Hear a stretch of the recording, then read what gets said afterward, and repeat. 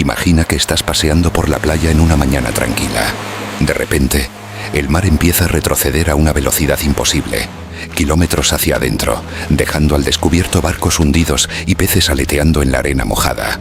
Lo que parece un milagro fascinante es en realidad la trampa más mortal de la naturaleza. Hoy te voy a contar la historia del día en que un muro de agua devoró las costas del sur de España. Y lo más aterrador no es cómo sucedió, sino porque los expertos advierten que está a punto de volver a pasar. Quédate hasta el final, porque te revelaré el lugar exacto donde los sismólogos ya están esperando el próximo gran golpe. 1 de noviembre de 1755, Día de Todos los Santos. Las campanas repican en toda Andalucía y las iglesias de Cádiz y Huelva están repletas de fieles vestidos con sus mejores galas. Es una mañana de otoño radiante, de esas que no presagian nada oscuro. Pero a las 9:40 de la mañana, la tierra ruge. No es un temblor cualquiera. Es un terremoto estimado en una magnitud de 9, uno de los más violentos de la historia de la humanidad, con su epicentro a cientos de kilómetros frente a las costas de Lisboa. Durante 6 interminables minutos, el suelo se convierte en gelatina. Las lámparas de las catedrales se balancean como péndulos enloquecidos y las casas crujen. Pero extrañamente, cuando el temblor por fin cesa, la gente respira aliviada pensando que lo peor ha pasado. No sabían que el verdadero monstruo acababa de despertar en las frías profundidades del Atlántico. Mientras los supervivientes daban gracias a Dios, el océano comenzó a comportarse de una forma antinatural. En las costas de Huelva y Cádiz, el mar se retiró repentinamente. La curiosidad mató al gato, y aquel día mató a miles. Cientos de personas caminaron fascinadas por el lecho marino recién expuesto para recoger los peces atrapados en los charcos. Nadie les había enseñado qué significaba ese enorme vacío. Nadie sabía que el mar no se estaba secando, estaba tomando impulso. Lo que vino después fue una pared de agua negra, bramando como 1000 cañones, que borró del mapa pueblos enteros y dejó una cicatriz imborrable en la historia de España. ¿Cómo sobrevivieron algunos?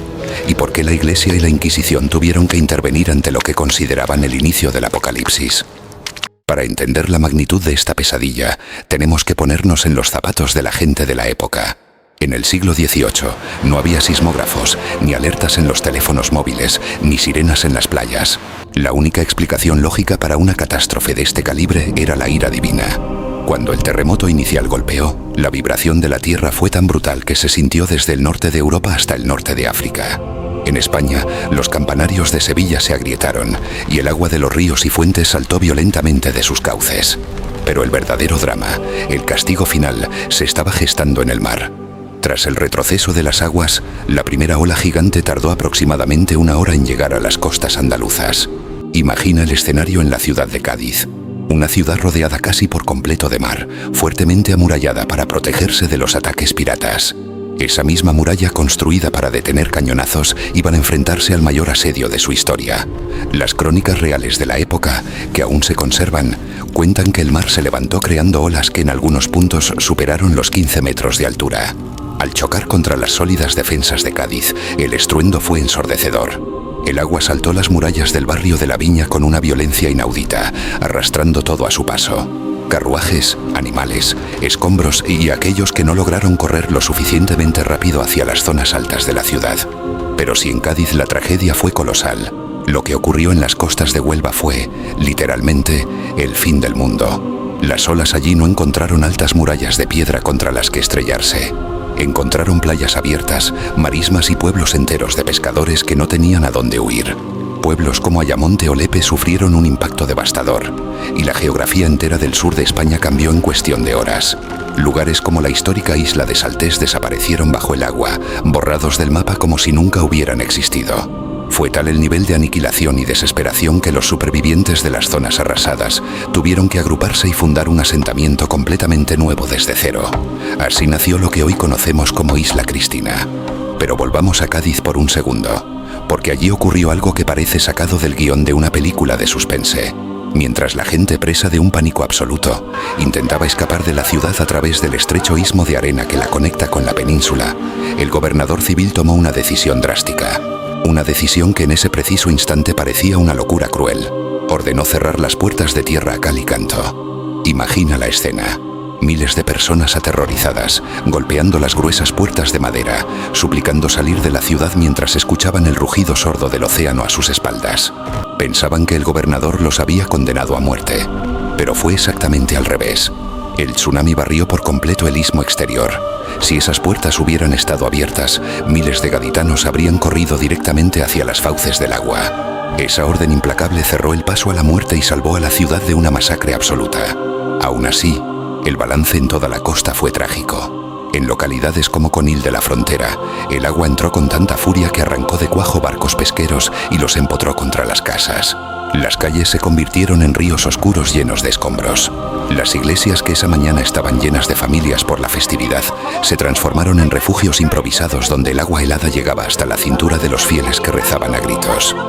¿Y cómo procesa la mente humana algo así en 1755? No había ciencia para explicarlo al ciudadano de a pie.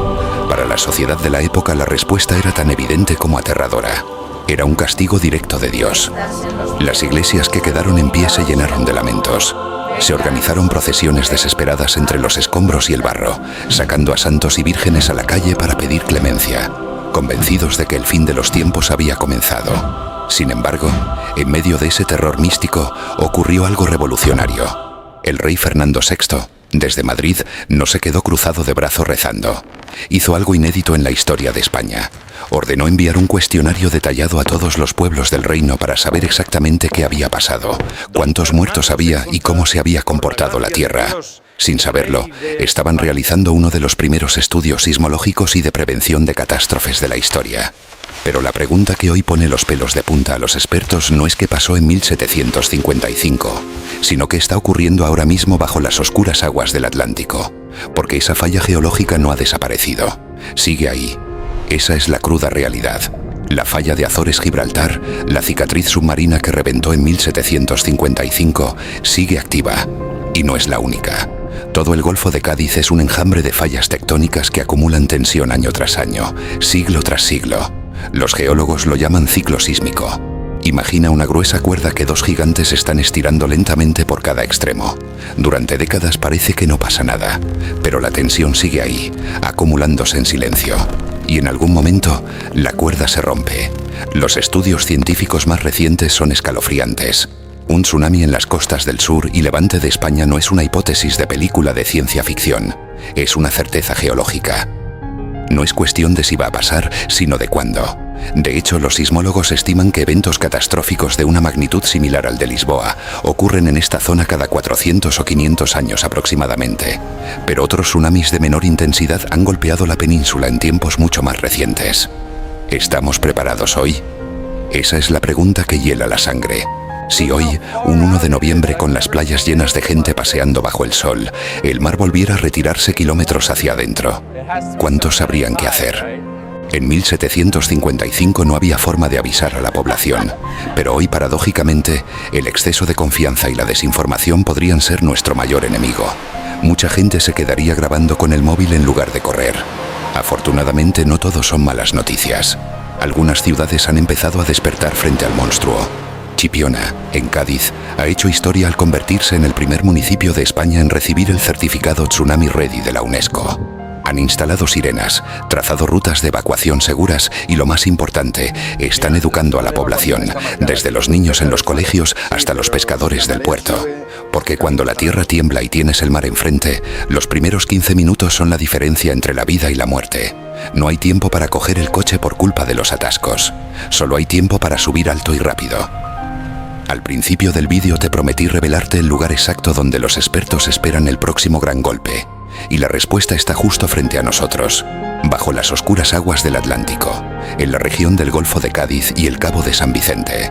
Hoy, el Instituto Geográfico Nacional y los centros de alerta de tsunamis vigilan esta zona 24 horas al día, 7 días a la semana. Tienen boyas especiales en alta mar diseñadas para detectar el más mínimo abultamiento en el océano. Si esa falla vuelve a despertar con la furia de 1755, la ola gigante tardaría apenas unos 40 o 50 minutos en impactar contra la costa andaluza. La próxima vez no nos pillará rezando a ciegas en las iglesias, pero la fuerza del océano será exactamente la misma. La pregunta ahora es, ¿seremos más rápidos que el agua? Aquel día de Todos los Santos de 1755, el océano nos recordó lo pequeños que somos. Aquellos hombres y mujeres no tenían alarmas ni mapas de evacuación, solo se tenían los unos a los otros frente al abismo. Hoy, mirar al mar desde las costas de Cádiz o Huelva es mirar a un gigante dormido. Respétalo, disfrútalo, pero nunca olvides su fuerza. Si esta historia te ha sobrecogido tanto como a mí, suscríbete, deja tu me gusta y comparte este vídeo con alguien que viva en la costa. Porque conocer nuestra historia a veces es la mejor forma de salvar nuestro futuro. Nos vemos en el próximo vídeo.